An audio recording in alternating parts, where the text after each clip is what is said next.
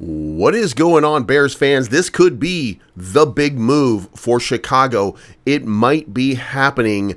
Jeremy Fowler, we're starting to get reports that this is a big move for the Chicago Bears and that they are going all in on this one. Make sure you hit the like button on the way in and let me know what you think of the odds of the Chicago Bears in free agency signing guard Trey Smith from the Kansas City Chiefs. Now, of course, they are still in the playoffs. We are not there yet, but there's a lot of people saying right now that they think that Trey Smith is going to be the biggest target for the Chicago Bears going into 2025. So, without further ado, let's kick it off.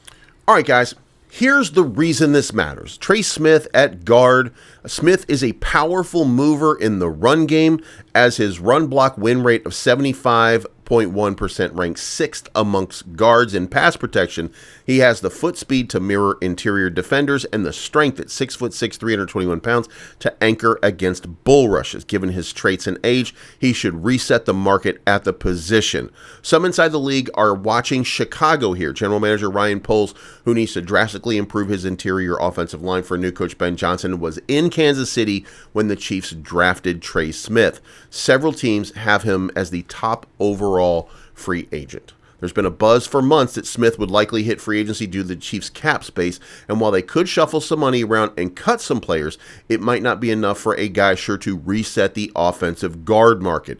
This is a no-brainer. The Bears should be ready with a mammoth offer as soon as the negotiation window opens. The ESPN piece has 2 current Bears listed amongst their top 50. The other top 50 guy was Tevin Jenkins, who, of course, Trey Smith would replace. On the other hand, it is also possible that the Bears do retain Tevin Jenkins and also pick up Trey Smith. There's a possibility here. However, here's the problem. The problem is that Tevin Jenkins has not been as reliable as we would have liked. He has been injured. He continues to get plagued by injuries. The Bears did say they'd circle back to him in the offseason, so let the new coaching staff evaluate him, and if they feel an offer is worthy, I'm in. Regardless of who is signed for the offensive line, the Bears need to draft a couple players there. The unit needs more youth, talent, and depth, and that's where we are with what's going on. Now, look, we brought in Coleman Shelton. We brought in Ryan Bates, who didn't work out, was injured for almost the entire season. Coleman Shelton did okay. Let's not call it great. They did okay. And then, of course, we brought Kiran Emagaji, who really looked a little bit. He's going to have to get up to pace. He didn't really soar, if you will, with what was going on.